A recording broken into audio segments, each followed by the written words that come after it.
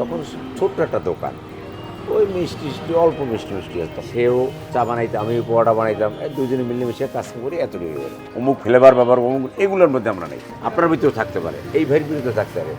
জিন তো কোনো ছদ্মবেশে আসে না।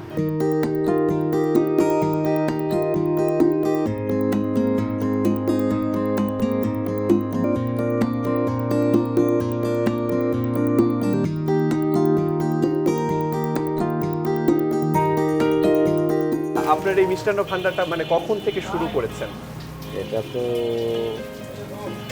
77 সালে, 1977 সালে 1977 সাল থেকে মানে শুরু হয়েছিল। শুরু। তো যখন শুরু করেছিলেন সেই গল্পটা যদি একটু শুনতে চাই। ব্যাপারটা হচ্ছে কি, এটা তো একজন হিন্দু বদলক করতো। উনি করার পর যে কোনো একটা বিপদ হয়েছে, তারপর উনি এখান দিয়ে বিদেয় গেছে। তখন তো এত বড় দোকান ছিল, তখন মাত্র একটা দোকান ছিল, এখন তো 3টে দিয়ে একটা হয়েছে।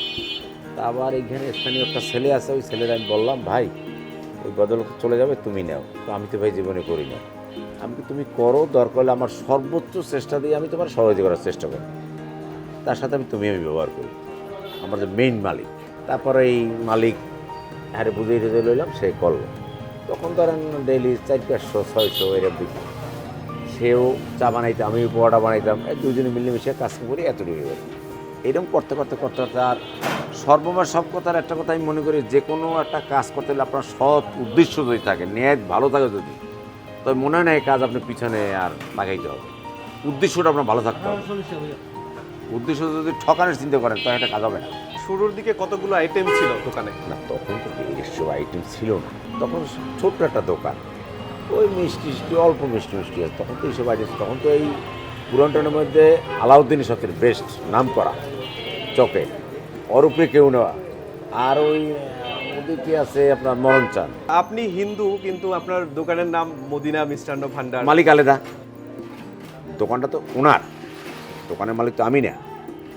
আমি এটার পরিচালনা করি সব কিছু।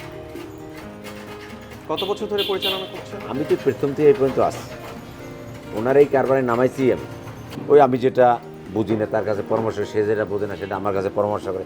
এরা মিলমিশ করে করতে করতে হবে। একটা জিনিস একত্রিত থাকতে হলে একজনে হার মানতেই হবে, আর একজনে আবার উপর উঠতে হবে। এইভাবেই ধৈর্যশীল হলে সবচেয়ে বড়।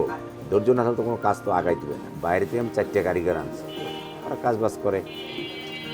আর আমার এখানের কারিগর আছে স্থানীয়, সব তো আমরা আইটেম সব পারি না। আপনার দোকানের এত টেস্টি মিষ্টির আসলে রহস্য কি? সেটা আপনাদের দোয়া আর উপরের অশেষ মেহরবানি। আমরা যদি বলি আমরা ভালো বানাই বলি, একমাত্র উপরালা, এটা আমার হাতে নেই। কিছু সিক্রেট রেসিপি আছে কি যে এটার জন্য মিষ্টি অনেক বেশি টেস্টি হয়? না, এইসব রকম কিছু না। আমরা সত্যি কথা বলতে আমরা কোনো 2 নম্বর কোনো ভেজাল কোনো এমন টেস্টের জন্য অমুক ফ্লেভার ব্যাপার অমুক এগুলোর মধ্যে আমরা নেই। যেটুকু যা হয় যেটা ন্যায্য ওইভাবেই বানাই। কতগুলো আইটেম আছে যদি আপনাকে বলি যে আপনার কাছে মিষ্টির কতগুলো আইটেম? এই আইটেমটা যদি আমরা জিজ্ঞেস করেন আমি তো সঠিক বলতে পারবো না, না হলে মিনিমাম 200 হবে। পুরান ঢাকার এই জায়গাটায় জিনেরা এসে মিষ্টি কিনে নিয়ে যায়, এটা আমাদের অনেক লোকেদের কাছ থেকে শুনেছি। তো এই বিষয়টা নিয়ে আসলে আপনি এই ব্যাপারটা কিছু হচ্ছে বলার ভাই, আছে কিনা? এরম প্রশ্ন অনেকেই করছে। তারপর আমাকে একটা ছেলে তো অত কিছু বোঝে না, ও কই হালে যা। আমার ঘটনা হচ্ছে জিন আপনার ভিতরেও থাকতে পারে, এই ভাইয়ের ভিতরে থাকতে পারে। জিন তো কোনো ছদ্মবেশে আসে না, একজনের রূপ নিয়ে আসে। একজনের রূপ নিয়ে আসে, আমরা এটাই ভাবি। আমি মনে করি জিন ডাইরেক্ট করে দেখতে পারে। মানুষ বলে যে জিনদের নাকি প্রিয় খাবার হচ্ছে মিষ্টি। তো মিষ্টি এটা আমরাও ছোটবেলা থেকে শুনে আসছি। সম্পর্ক থাকতেই পারে। যতটা পাক পবিত্র থাকে সেখানেই মনে হয় উপরওয়ালার একটা বরকতের জায়গা থাকে। জিনও বুঝি না আর অন্য কিছু বুঝি না, যে দোকানটাই পাক পবিত্র থাকে। ধরেন আমরা আর একটু পরে আপনারা আসবেন, আগরবাতি গোলাপ দিয়ে ঠিয়া আমরা দোকান বন্ধ করছি। রাত একটা লোক থাকতেও দিই না, থাকতেও দেবো। থাকার জায়গা, কারখানাও থাকার জায়গা নেই, আলাদা জায়গা থাকে।